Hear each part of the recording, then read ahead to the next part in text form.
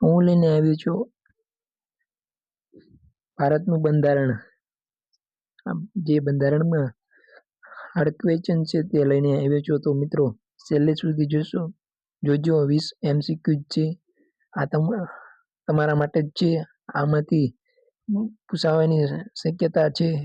તો ચાલો મિત્રો આપણે વિડીયો ચાલુ કરીએ અને ચેનલને સબસ્ક્રાઇબ કરી નાખો અને વિડીયો શેર કરી નાખો. પ્રશ્ન નંબર 1.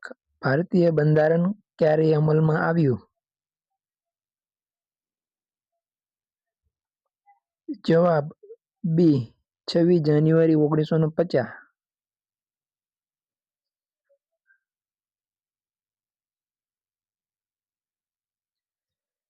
પ્રશ્ન નંબર 2.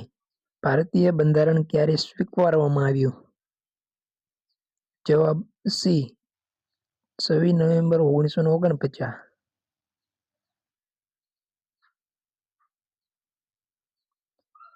પ્રશ્ન નંબર 3.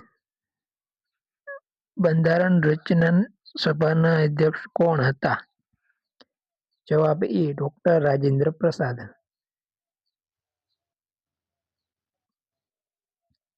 પ્રશ્ન નંબર 4. બંધારણ રચના સમિતિના અધ્યક્ષ કોણ હતા? જવાબ બી. ડો. બી. આર. આંબેડકર.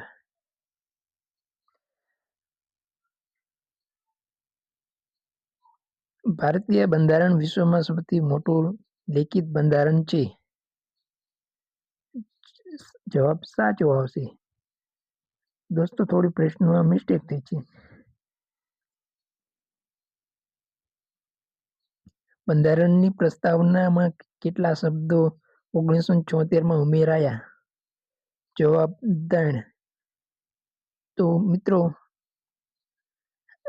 તે 3 શબ્દ કયા હતા તે કોમેન્ટ કરીને જણાવો. પ્રશ્ન નંબર 7. ભારત એક કેવું રાજ્ય છે? તો ભારત સંઘીય રાજ્ય છે.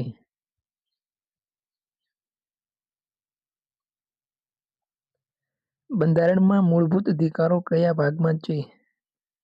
તો બંધારણમાં મૂળભૂત અધિકારો ભાગ 3માં છે. મૂળભૂત ફરજો કયા વર્ષમાં ઉમેરાયા? મૂળભૂત ફરજો 1976માં ઉમેરાયા. ભારતીય બંધારણ કેટલા ભાગોમાં વહેંચાયેલું છે? તો ભારતીય બંધારણ 22 ભાગમાં વહેંચાયેલું છે. તેનો હાલનો અપડેટ જોઈ લેજો. બંધારણમાં કેટલા અનુસૂચિઓ છે? બંધારણમાં 12 અનુસૂચિઓ છે. રાજ્યની નીતિ નિર્માણના તત્વો કયા ભાગમાં છે? રાજ્યની નીતિ નિર્માણના તત્વો ભાગ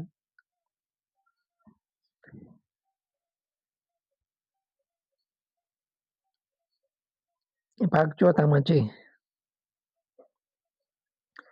ભારતીય બંધારણ કયા દેશના બંધારણથી વધુ પ્રેરિત છે? જવાબ આવશે બ્રિટન. ભારતીય સંસદના કેટલા ગૃહો છે? તો ભારતીય સંસદમાં 2 ગૃહો આવેલા છે.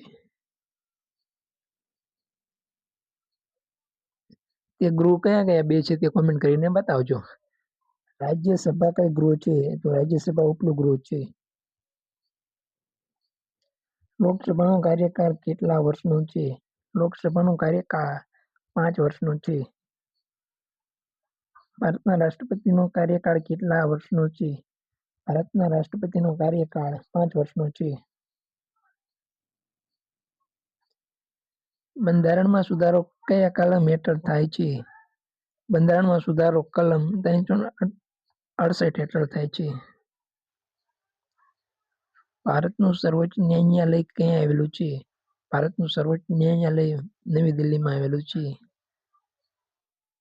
બંધારણ દિવસ ક્યારે ઉજવાય છે? તો બંધારણ દિવસ 26 નવેમ્બરના રોજ ઉજવાય છે. તો મિત્રો આપણા હાલના રાષ્ટ્રપતિ કેટલામાં છે અને તેમનું નામ કોમેન્ટ કરીને બતાવજો. આ વિડીયો તમારા મિત્રોને શેર કરજો, ચેનલને સબસ્ક્રાઇબ કરજો, જેથી આ પોલીસની નવી ભરતીની અપડેટ વિશે તમને જાણવા મળે.